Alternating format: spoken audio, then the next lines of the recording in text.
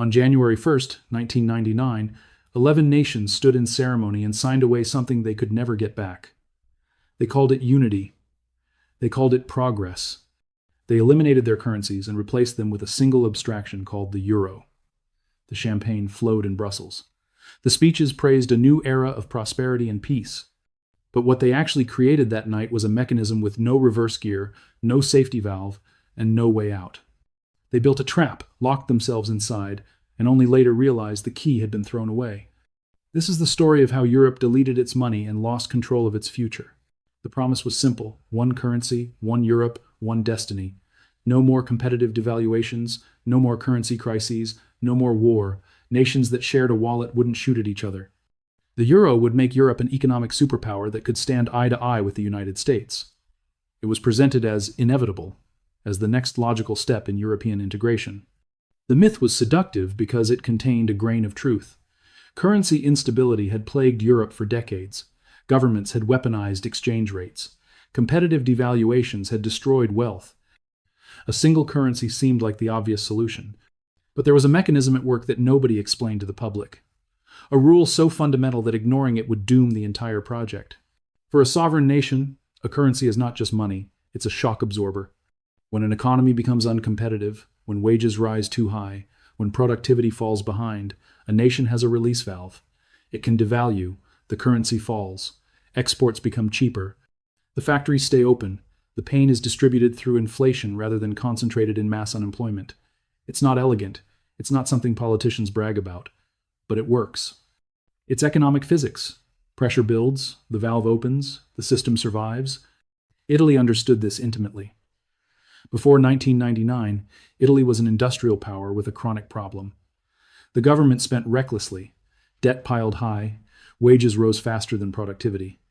In a rigid system, this would have meant collapse, but Italy had the lira. When Italian goods became too expensive, the Bank of Italy would let the currency slide.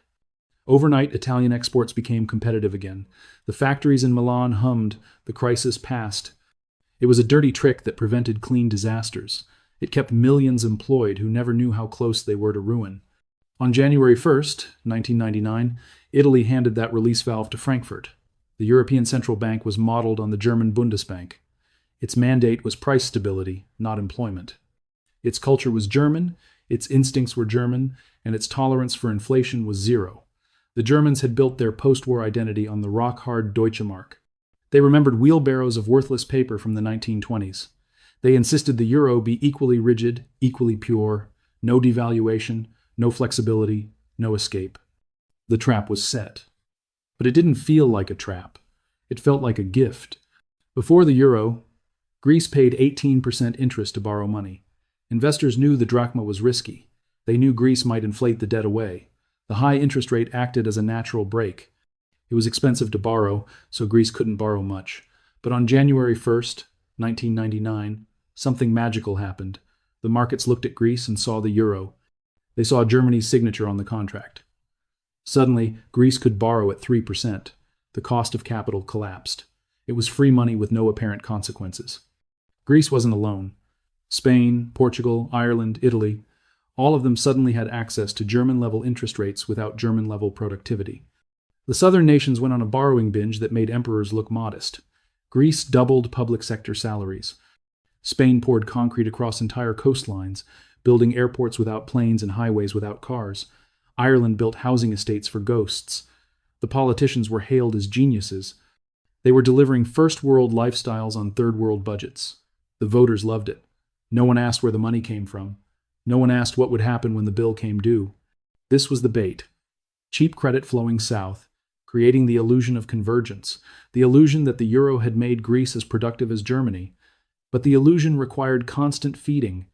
While the South borrowed and spent, the North worked and saved. And here's where the trap becomes diabolical. The euro wasn't just bad for the South.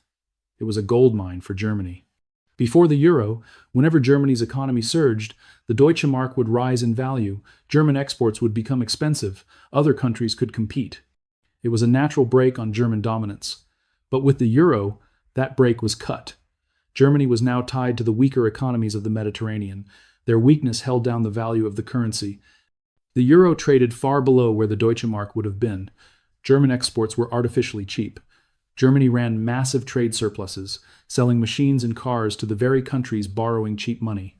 The money left Frankfurt, circled through Athens and Madrid, and flowed right back to Frankfurt.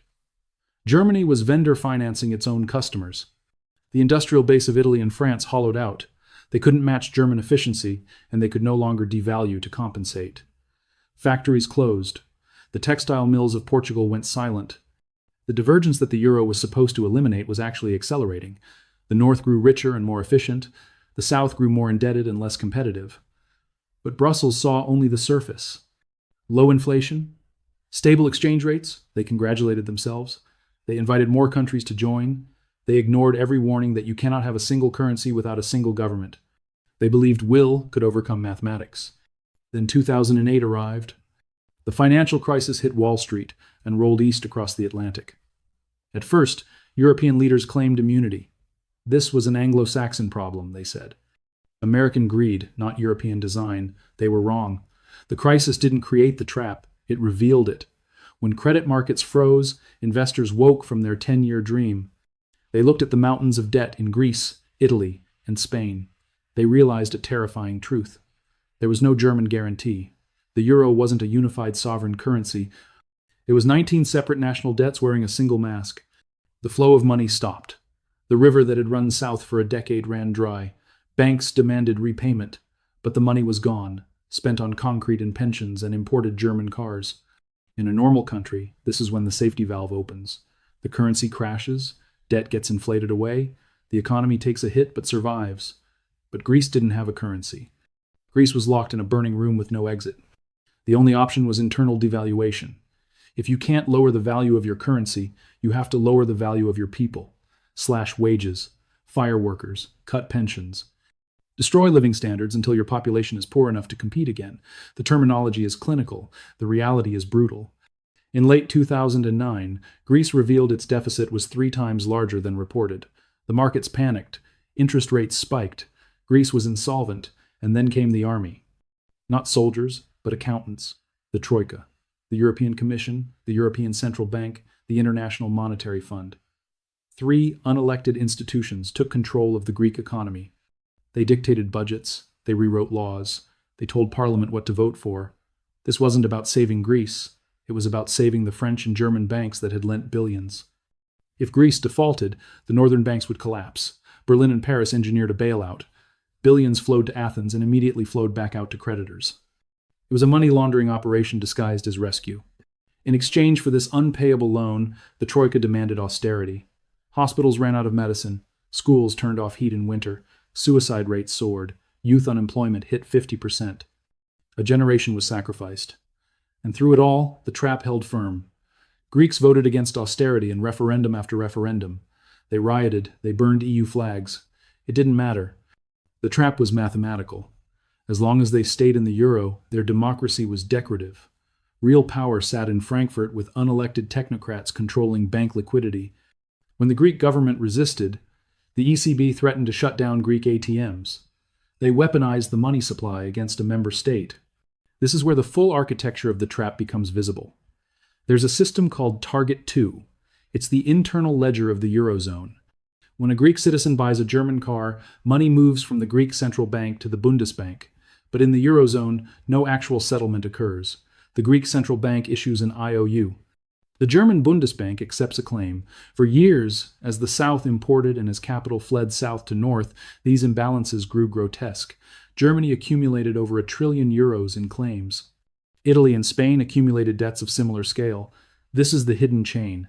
If Italy left the euro and returned to the lira, it would technically owe hundreds of billions to Germany through Target 2.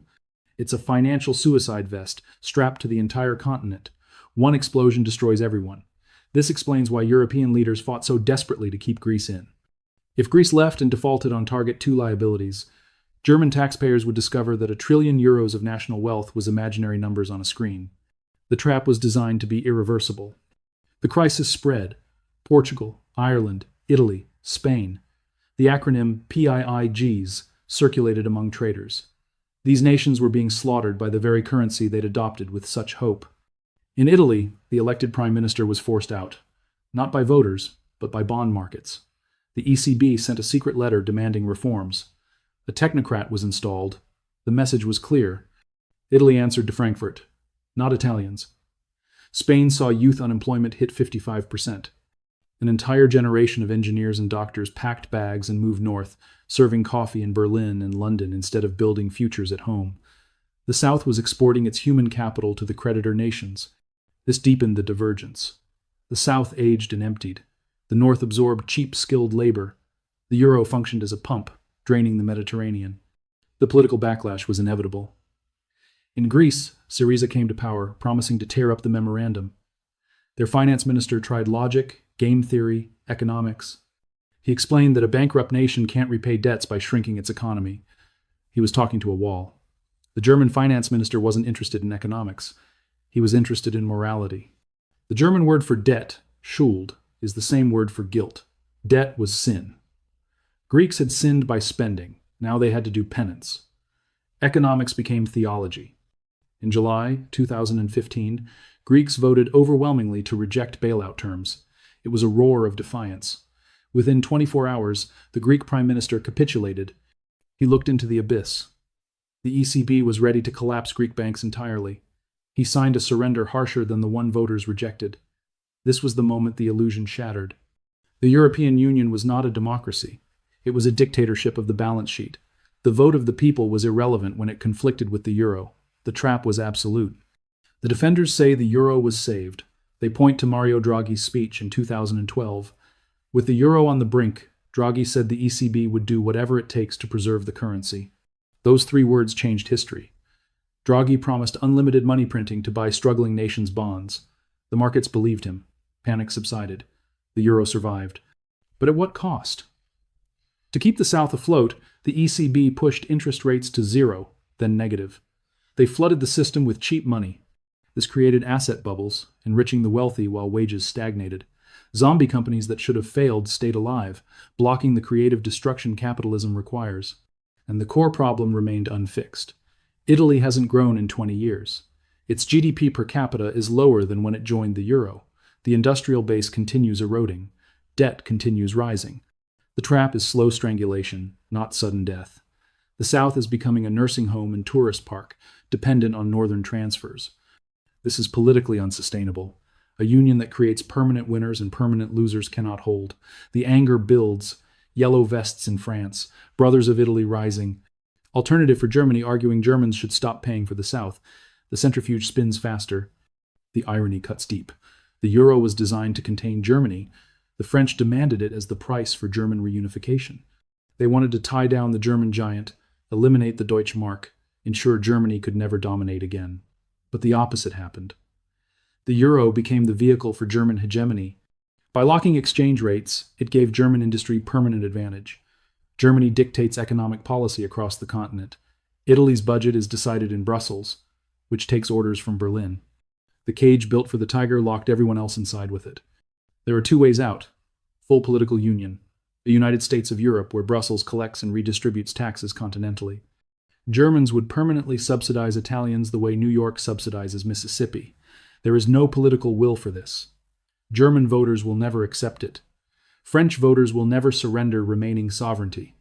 The second option is breakup, the doomsday scenario. If Italy or France left, chaos would be biblical. The new lira would crash. Inflation would explode. Banks would fail. Savings would vanish. Legal battles over debt would span decades. It would be financial nuclear war. This is why the system continues. Fear of breakup keeps prisoners in the cell. Politicians kick the can, hoping for miracles. They print money. They create emergency funds. They fudge rules. They pray the structure holds for one more election cycle. But history is unambiguous. Currency unions don't last without political unions. The Latin monetary union failed. The Scandinavian monetary union failed. The Austro-Hungarian currency failed. Money is a social contract requiring trust and shared destiny. The euro stripped away tools of national survival but failed to replace them with European identity strong enough to bear the pain. January 1st, 1999 will be remembered as an act of hubris. Leaders believed they could erase differences between nations by decree. They forgot that economies are ecosystems. If you pour concrete over a forest, the roots eventually crack the concrete. The cracks are visible. Italian debt is higher than ever. German resentment grows. When the next major crisis hits, and it will, the euro faces its ultimate test. The tools that saved it last time are exhausted. Interest rates can't go lower. Money printing is maxed out. The central bank is out of ammunition. The euro is a warning. A warning about prioritizing symbols over reality. A warning about surrendering sovereignty to unelected technocrats. A warning that there is no free lunch. The cheap credit that flowed in the early years wasn't a gift. It was a loan against the continent's future. Now the bill is being paid in lost generations, stagnation, and extremism. The map looks unified. Borders are open. The currency is shared. But underneath, iron chains of debt pull the continent apart. The trap set on that cold night in 1999 has sprung. The question isn't whether this system was flawed. The question is what happens when it finally breaks. I'm Joe. This is the Ask Historian channel. Subscribe now to get the real story behind history's biggest events